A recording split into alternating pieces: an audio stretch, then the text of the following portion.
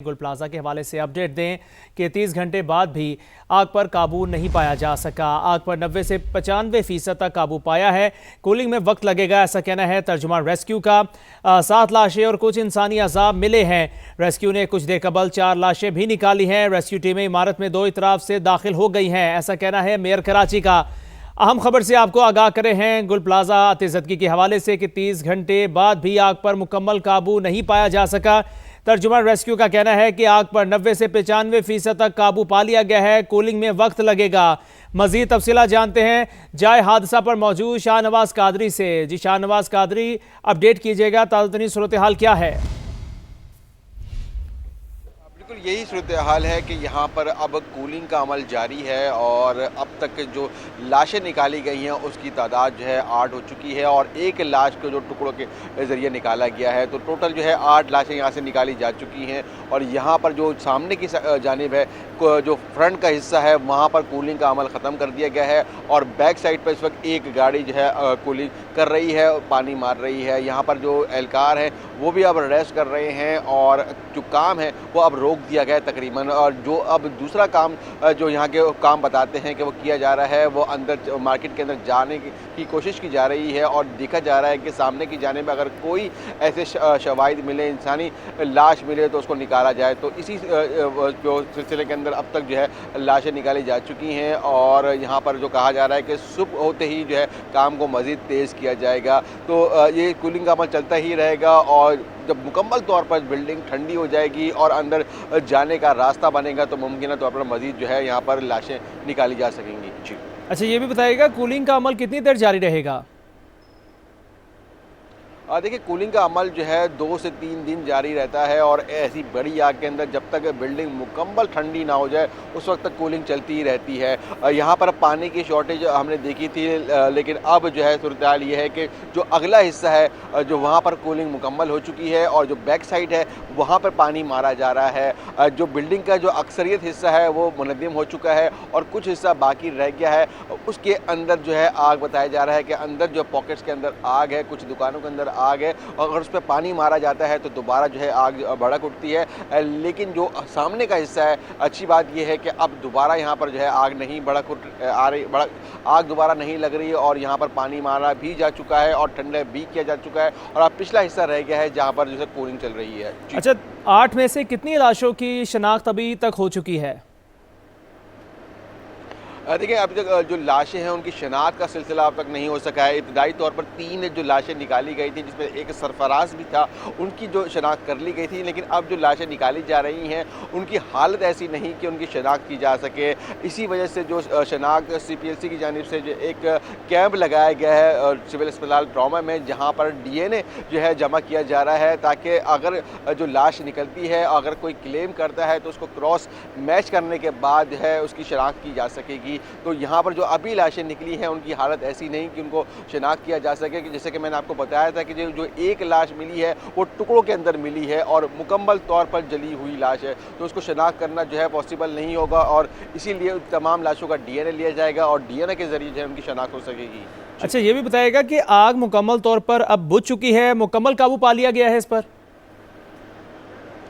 देखिए, अगर हम ये कहें कि आग मुकम्मल तौर पर बुझ चुकी है तो बिल्कुल ये ऐसा ही है कि आग तो मुकम्मल तौर पर बुझ चुकी है, लेकिन जो कूलिंग का अमल चलता है वो 2 से 3 दिन चलता है और कूलिंग के अमल के दौरान कई मरतबा ऐसा होता है कि जो अंदर पॉकेट्स के अंदर जो आग होती है, जो नीचे की जानिब आग होती है, वो एक बार फिर भड़क उठती है, फिर उसको दोबारा पानी मारा जाता है और फिर आग जो है बुझाई जाती है। तो आग जो इब्तिदाई मरहला होता है उसको बुझा लिया गया है, लेकिन कूलिंग का जो अमल है वो 2 से 3 दिन जारी रहेगा। उसके बाद मज़ीद जो है सर्च ऑपरेशन किया जाएगा यहाँ पे। जी ठीक है शाहनवाज, आप हमारे साथ ही मौजूद रहेगा। अपने नाज़रीन को बताते चले कि गुल प्लाजा आतिशज़दगी 30 घंटे बाद भी आग पर मुकम्मल काबू नहीं पाया जा सका। आग पर 90 से 95% तक काबू पा लिया गया है, जबकि कूलिंग का अमल भी अभी जारी है।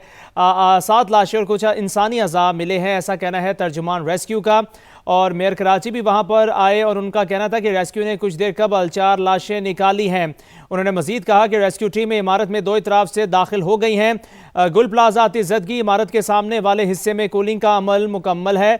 इमारत के अकबी हिस्से में कूलिंग का अमल जारी है। शाहनवाज, ये बताएगा कि मेयर कराची मुर्तज़ा वहाबी वहां पर आए, उन्होंने लोगों से बात की, तो क्या कहना था लोगों का, और जितना भी नुकसान हुआ इस इमारत में जितने भी लोगों को, तो क्या उसका अजाला किया जाएगा अब?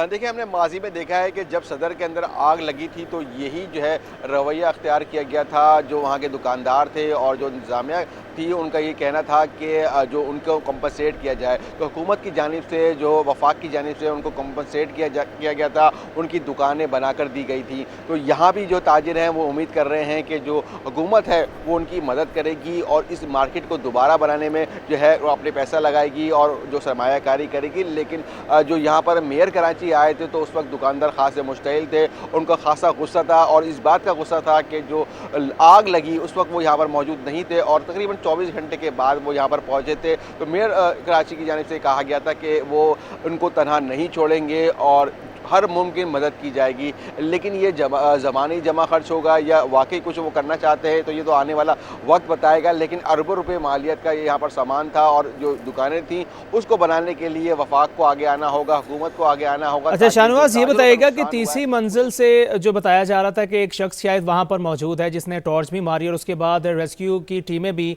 वहाँ पर स्नार्कल की मदद से गई, उस पर क्या अपडेट सामने आई हैं?